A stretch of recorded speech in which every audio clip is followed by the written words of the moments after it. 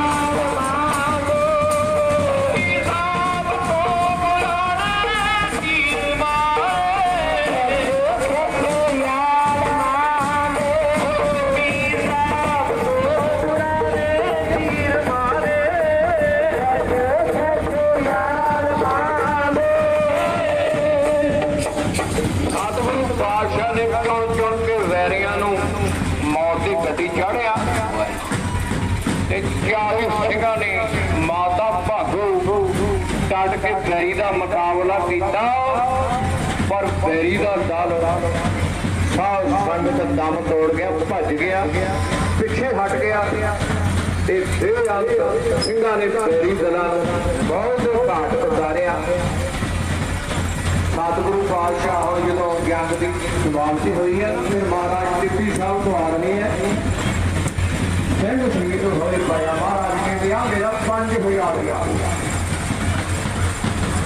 मेरा 10,000 गया मेरा 20,000 गया। महाराज सिंघा फिरते ने शहीद हो पे ने सिंह पर महाराज किसी ने 20,000 गया किसी ने 10,000 गया। महाराज सिंघा फिरते हैं फिरते फिरते सतगुरु पातशाह कितने जावड़े जथेदार महा सिंह फटड़ होया पिया। सुआओ अगला प्रोग्राम जोड़ा वो आप सदर साहब को सरवण करना है। तो 10वें पातशाह का जस हो रहा सवेर तो लैके परमेश्वर के नाम की बड़ियाई हो रही है। तो संगत 10 नौ की कमाई को सफल कर रही है। गुरु के लंगर हरेक पड़ाव से चल रहे हैं। सेवा करके संगत गुरु तो खुशी ले रही है। सुनाओ अगला प्रोग्राम आप सदर साहब को सरवण करना है। जयकारा छो बोलो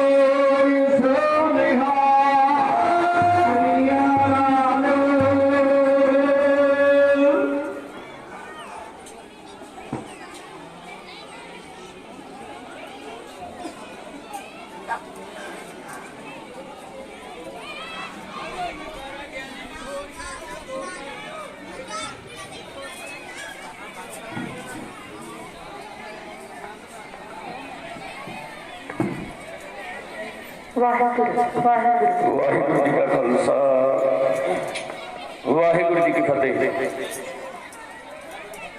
सो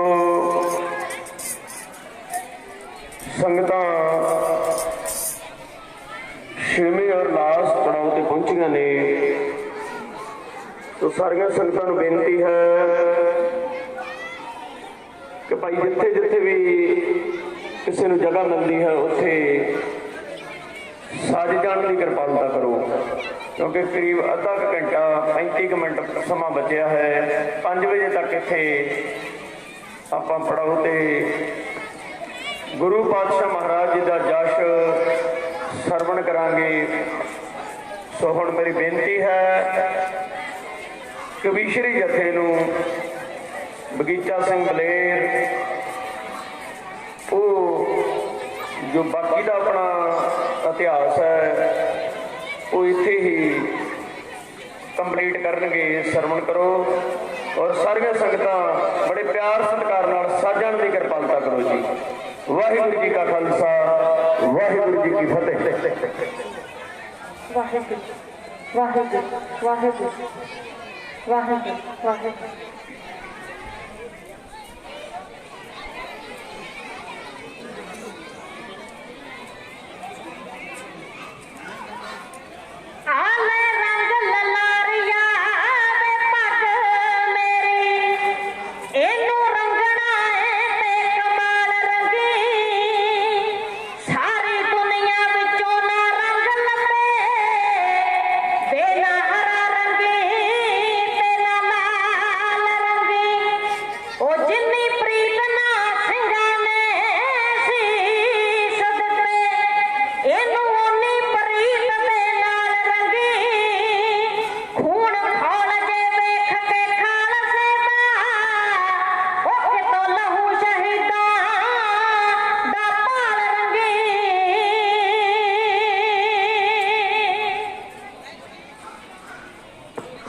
सन्मानयोग सत्कारयोग गुरु साहब की साजी और नवाजी गुरु खालसा साध संगत जी, सवेर तो लैके आप गुरु साहब की अगवाई अंदर नगर कीर्तन दीआं हाजरियां सारे ही नगर दे विच परिक्रमा करके लास्ट पड़ाव से नगर कीर्तन पहुंच चुका है।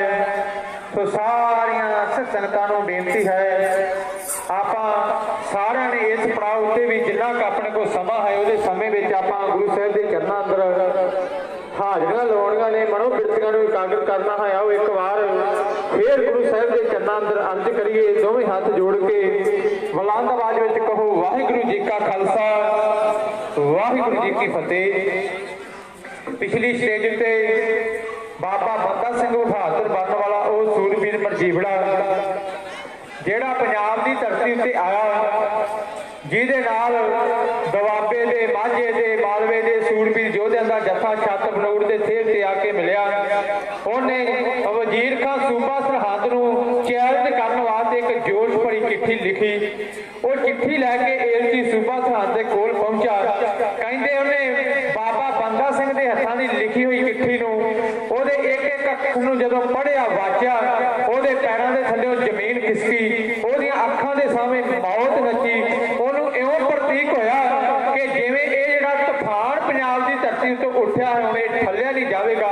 पर याद रखो पापी बंदा अपने पाप नूं छुपाउण खातर भावें उहनूं सैकड़े पाप करने पैण, वो कदे पाप करन तों गनेज नहीं करेगा।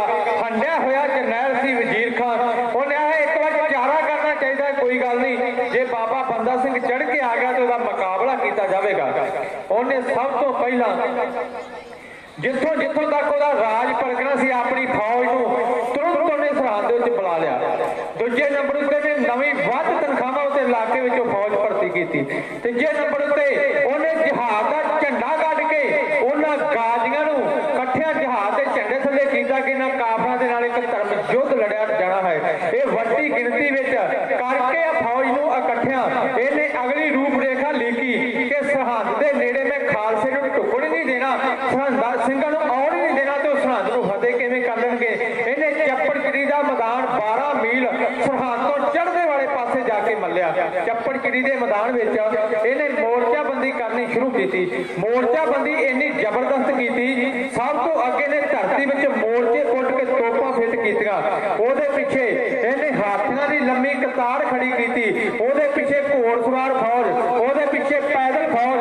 ਖੱਬੀ ਬਾਈ ਇਹਨੇ ਉਹਨਾਂ ਗਾਜ਼ੀਆਂ ਨੂੰ ਦਿੱਤੀ ਜਿਹੜੇ ਜਹਾਜ਼ ਦੇ ਝੰਡੇ ਥੱਲੇ ਇਕੱਠੇ ਕੀਤੇ ਸੀ। ਸੱਜੀ ਬਾਈ ਇਹਨੇ ਮਲੇਰੀਆ ਨਵਾਬਾਂ ਨੂੰ ਦਿੱਤੀ ਜਿਹੜੇ ਬੜੇ ਮਹਾਨ ਸਨ, ਜਿਨ੍ਹਾਂ ਨੇ ਚਮਕੌਰ ਦੇ ਮੈਦਾਨ ਵਿੱਚ ਇੱਕ ਵਾਰ ਪੌੜੀਆਂ ਲਾ ਕੇ ਗੁਰੂ ਗੋਬਿੰਦ ਸਿੰਘ ਨੂੰ ਫੜਨ ਦਾ ਯਤਨ ਕੀਤਾ ਸੀ। ਭਾਵੇਂ ਗੁਰੂ ਸਾਹਿਬ ਦੇ ਤੀਰ ਖਾ ਕੇ ਉਹ ਕਤਲ ਹੋ ਗਏ, ਮਾਰੇ ਗਏ। ਉਹ ਅੱਜ ਚੱਪੜਚਿੜੀ ਦੇ ਮੈਦਾਨ ਵਿੱਚ ਵਜ਼ੀਰ ਖਾਨ ਦੀ ਫੌਜ ਦੀ ਅਗਵਾਈ ਥੱਲੇ ਸਿੰਘਾਂ ਦਾ ਮੁਕਾਬਲਾ ਕਰਨ ਵਾਸਤੇ ਜੁਟੇ ਹੋਏ ਸੀ। ਵਿਚਕਾਰ ਸੂਬਾ ਸਰਹੰਦ ਵਜ਼ੀਰ ਖਾਨ ਸਾਰੀ ਫੌਜ ਦੀ ਲੱਗਾ ਹੈ ਕਮਾਨ ਕਰਨ। ਦੂਜੇ ਪਾਸੇ ਸਿੰਘਾਂ ਦੀ ਚੜ੍ਹਤ ਦਾ ਵੇਰਵਾ ਵੇਖੀ।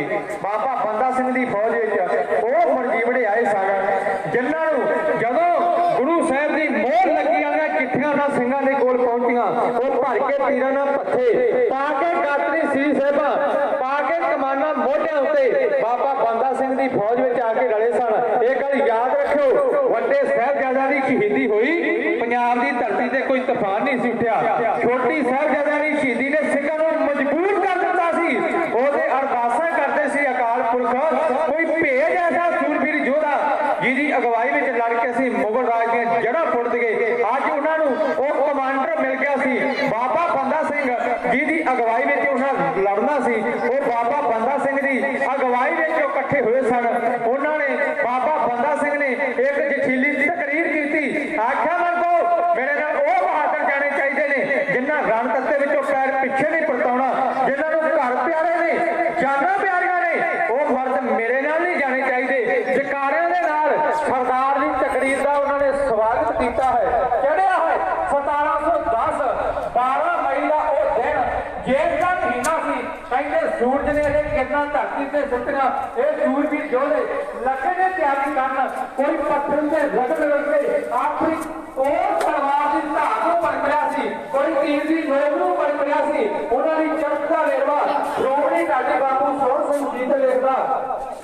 ਉਹ ਕਹਿੰਦਾ ਜਿਹੜੇ ਅਕਾਲੀ ਸੂਰਮੇ ਰਾਜ ਚੋਟ ਨਗਾਰੇ, ਉਹਨਾਂ ਚਿਰ ਚਿਰ ਵੱਡੇ ਛੜਾਏ ਨੀਲੇ ਦਸਤਾਰੇ, ਜਿਵੇਂ ਕਾਲੀ ਕੱਟ ਵਿੱਚ ਬਿਜਲੀਆਂ ਬਾਹਰ ਨਿਸ਼ਕਾਰੇ, ਇਹ ਨਾਲੋਂ ਚੱਕਰ ਉੱਡਦੀ ਬਾਹਰ ਚਮਕਾਰੇ, ਜੋ ਜੰਗ ਚੜੀ ਤੋਂ ਠੱਪਦੇ ਜੰਗਾਂ ਦੇ ਲਾੜੇ, ਜੋ ਰੀਝਾ ਲਾਲਾ ਮਿਸਤਰੀ ਕੋਈ ਫੁਰਜ ਛਿੰਗਾਰੇ, ਉਹ ਢਾਲਾਂ ਤੇਰੇ ਨਾਲ ਸੀ ਉਹ ਪਏ ਛਿੰਗਾਰੇ, ਉਹਨਾਂ ਕੋਟ ਫਰਾਦੀ ਪਹਿਲੇ ਮਨ ਦੇ ਭਾਰੇ, ਉਹ ਚੜੇ ਅਕਾਲ ਦੇ ਲਾ ਉੱਚੀ ਨਾਰੇ, ਲੱਗੀ ਥੋੜੀ ਚੋਟ ਨਗਾਰੇ ਤੇ ਇੱਕ ਪਾਸੇ ਬੋਲੇ ਸੁਨਿਹਾਲ, ਸਤਿ ਸ੍ਰੀ ਅਕਾਲ ਦੇ ਜਕਾਰੇ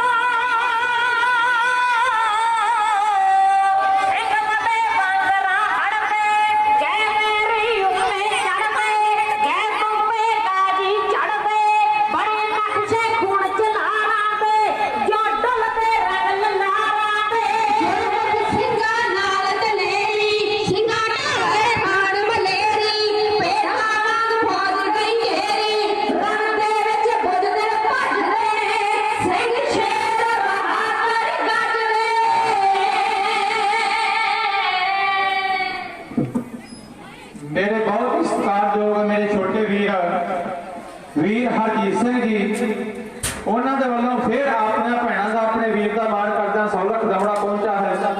ਅਰਦਾਸ ਕਰਦਾ ਹਾਂ ਗੁਰੂ ਦਾਤਾ ਇਸੇ ਤਰ੍ਹਾਂ ਗੁਰੂ ਘਰ ਦੀਆਂ ਸੇਵਾਵਾਂ ਕਰਦਾ ਉਹਨਾਂ ਨੂੰ ਬਲ ਉਦਮ ਬਖਸ਼ਿਸ਼ ਕਰੇ। ਸਰਦਾਰ ਅਜੀਤ ਸਿੰਘ ਜੀ ਬਿਜਲੀ ਵਾਲਾ ਉਹਨਾਂ ਵੱਲੋਂ 100 ਲੱਖ ਦਮੜਾ ਦੇ ਕੇ ਨਵਾਜਿਆ ਗਿਆ ਹੈ। ਸਤਿਗੁਰੂ ਪਾਤਸ਼ਾਹ ਚੜ੍ਹਦੀ ਕਲਾ ਕਰਨ ਰਹਿਮਤਾਂ ਬਖਸ਼ਿਸ਼ ਕਰਨ। ਆਓ ਤਵੱਜੋ ਦਿਓ ਖਾਲਸਾ ਜੀ। ਚੱਪੜ ਚਿੜੀ ਦੇ ਮੈਦਾਨ ਵਿੱਚ ਦੋ ਧਿਰਾਂ ਲੈ ਕੇ ਤਲਵਾਰ ਆਪਣੀ ਕਿਸਮਤ ਦਾ ਫੈਸਲਾ ਕਰ ਰਹੀਆਂ ਨੇ। ਕਹਿੰਦੇ ਜੇਠ ਦਾ ਮਹੀਨਾ ਸੀ, ਧਰਤੀ ਅੱਗ ਦਾ ਆਵਾ ਹੋਈ ਪਈ ਸੀ।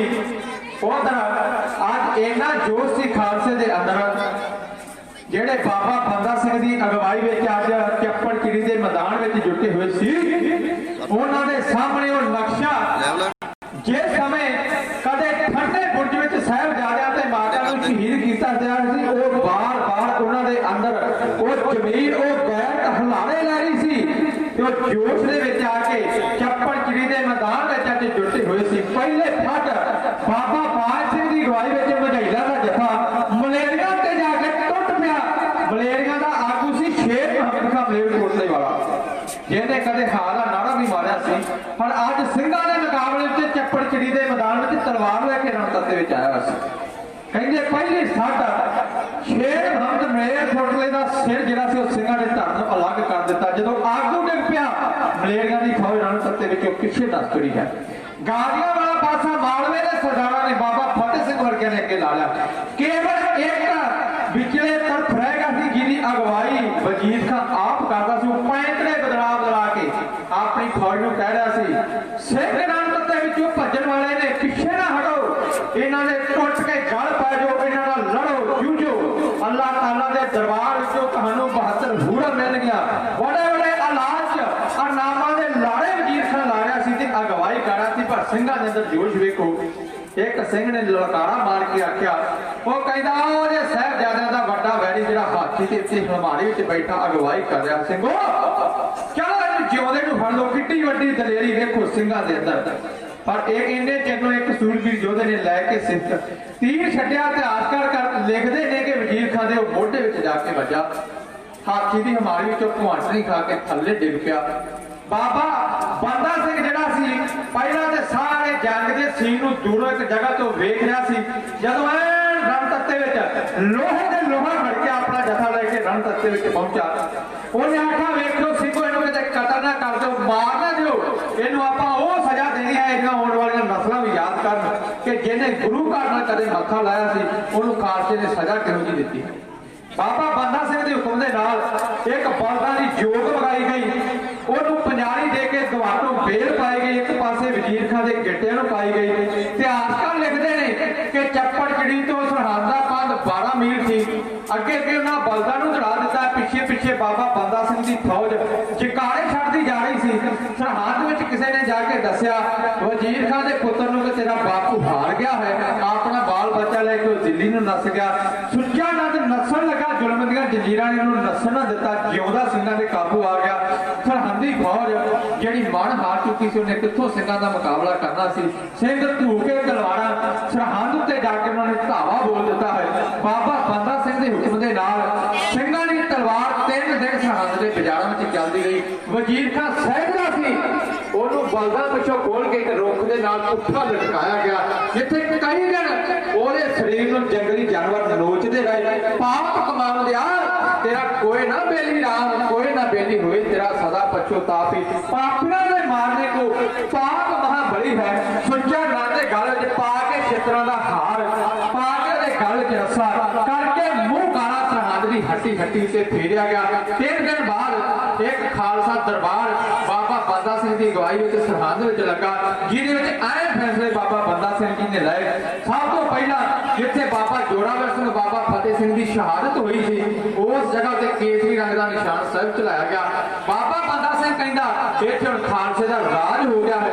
सरहद का नाम तब्दील करके बाबा बंदा सिंह ने फतेहगढ़ साहिब रख दिता। कहती राजधानी लोगड़ बनाई गई। बाबा बंदा सिंह ने इत्थे गुरु नानक पातशाह गुरु गोबिंद सिंह के नाम का पहला सिक्का जारी किया।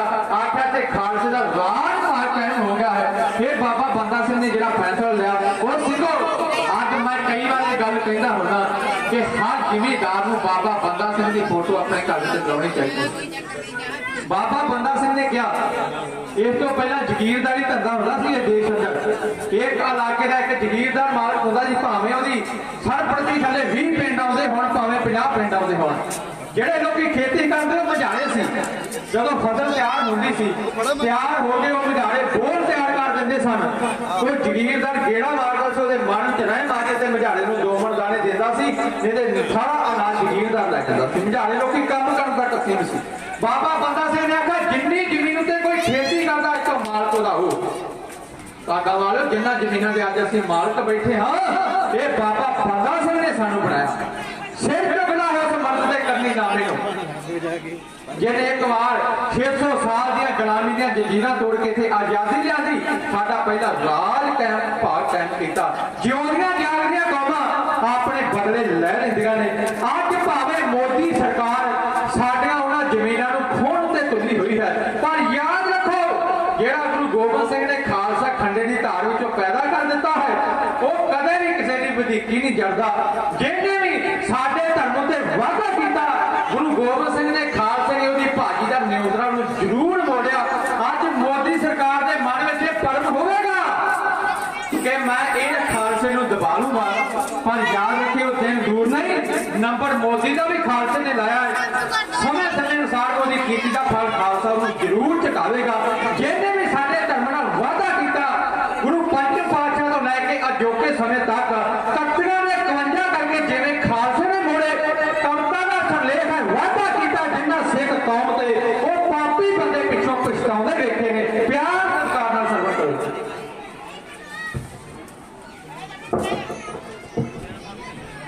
ਵਾਦਾ ਜਿੰਨਾ ਕੀਤਾ ਸਿੱਖ ਕੌਮ ਤੇ ਪਾਪੀ ਬੰਦੇ ਪਿੱਛੋਂ ਪਛਤਾਉਂਦੇ